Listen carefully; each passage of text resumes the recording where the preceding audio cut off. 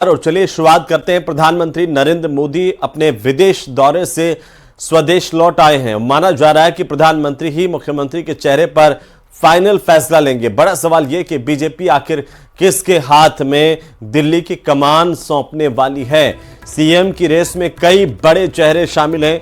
परवेश वर्मा जो जाट चेहरा, इनके अलावा सतीश उपाध्याय ब्राह्मण चेहरा और संगठन से लंबे वक्त से जुड़े हैं। वहीं सूत्रों के मुताबिक आशीष सूद, रेखा गुप्ता का नाम भी है जो महिला और बनिया समाज से आती हैं। जितेंद्र महाजन, राजकुमार भाटिया पंजाबी चेहरे, इनके अलावा पवन शर्मा और सूत्रों के मुताबिक विजेंद्र गुप्ता, मोहन सिंह बिष्ट के नाम भी स्पीकर के लिए रखे जा सकते हैं।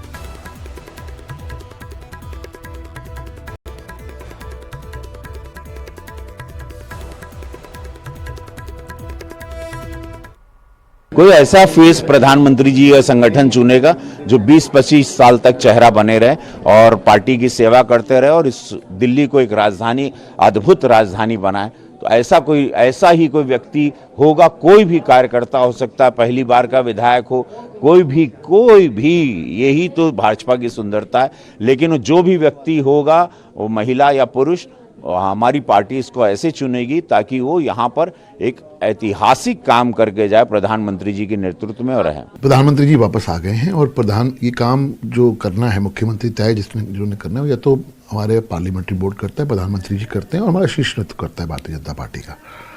वो जब बैठेंगे, ये चर्चा होगी, विधायक दल से भी बात की जाएगी, जब प्रेक्षक नियुक्त होंगे तो निश्चित तौर के ऊपर एक नाम सामने आएगा और बहुत जल्दी आपको बता दिया जाएगा।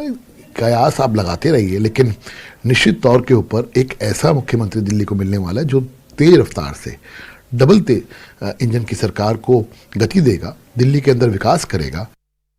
दिल्ली में भाजपा सरकार चाहिए, परिवर्तन हमको दिल्ली में इस बार चाहिए। 27 साल के बाद दिल्ली की सत्ता में लौटी बीजेपी क्या 27 साल से चली आ रही उस रवायत को भी बरकरार रखेगी जो देश की राजधानी में मुख्यमंत्री का चेहरा तय करती है। उस रवायत और रवायती फॉर्मूले में फिट चेहरे के बारे में आपको बताएं, उससे पहले एक नजर उन नामों पर डाल लेते हैं जिनके नाम सियासी पंडित मुख्यमंत्री के दावेदारों में मानकर चल रहे हैं। नई दिल्ली से केजरीवाल को हराने वाले परवेश वर्मा, शालीमार बाग से विधायक बनी रेखा गुप्ता, मालवीय नगर से जीते पूर्व प्रदेश अध्यक्ष सतीश उपाध्याय, जनकपुरी से चुने गए आशीष सूद, उत्तम नगर से जीते पवन शर्मा, आदर्श नगर से विधायक बने राजकुमार भाटिया, तीसरी बार के विधायक जितेंद्र महाजन। ये तो वो नाम है जो सुर्खियों में है, लेकिन शुरुआत में एक पुरानी रवायत का भी जिक्र किया था जिसका सीधा कनेक्शन सीएम की कुर्सी से है। उस दिलचस्प कनेक्शन से भी पर्दा उठाएंगे, लेकिन पहले उन अहम तारीखों को जान लेते हैं जो सियासी गलियारों में सुर्खियां बनकर तैर रही हैं। सूत्र बताते हैं कि पीएम के फ्रांस और अमेरिका के दौरे से लौटते ही नई सरकार के गठन की तैयारियों ने रफ्तार पकड़ ली।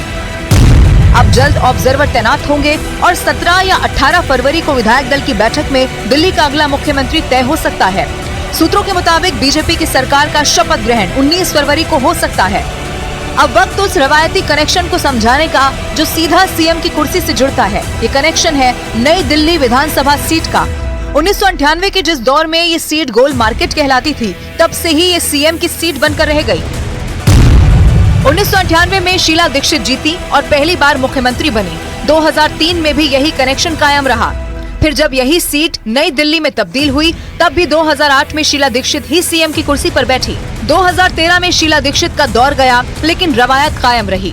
नई दिल्ली सीट से ही उन्हें हराने वाले अरविंद केजरीवाल पहली बार मुख्यमंत्री बने। फिर 2015 और 2020 में भी इसी कनेक्शन ने खुद को दोहराया। अब इस बार नई दिल्ली सीट से परवेश वर्मा ने जीत हासिल की है, यानी दिल्ली की रवायत के मुताबिक चलें तो परवेश वर्मा रेस में सबसे आगे हैं। मगर बीजेपी की अपनी रवायत चली तो फिर राजस्थान, मध्य प्रदेश और हरियाणा हमारे सामने है ही। तो दिल्ली के पूर्व मुख्यमंत्री के पुराने आवास की जांच के आदेश दिए गए हैं। दिल्ली में 6 फ्लैग स्टाफ बंगले की जांच होगी। केंद्रीय सतर्कता आयोग यानी कि सीवीसी की तरफ से बीजेपी के शीर्ष महल के आरोपों को लेकर विस्तृत जांच के आदेश हुए हैं और इस मामले में नवंबर से ही सीवीसी के आदेश पर जांच चल रही थी। शुरुआती रिपोर्ट मिलने के बाद अब विस्तृत जांच का आदेश जारी हुआ है। पिछले साल 14 अक्टूबर 2024 को विजेंद्र गुप्ता ने सीवीसी से इस मामले की शिकायत की थी। बीजेपी ने दावा किया था कि मुख्यमंत्री आवास के सौंदर्यीकरण पर करीब 45 करोड़ रुपए खर्च किए गए।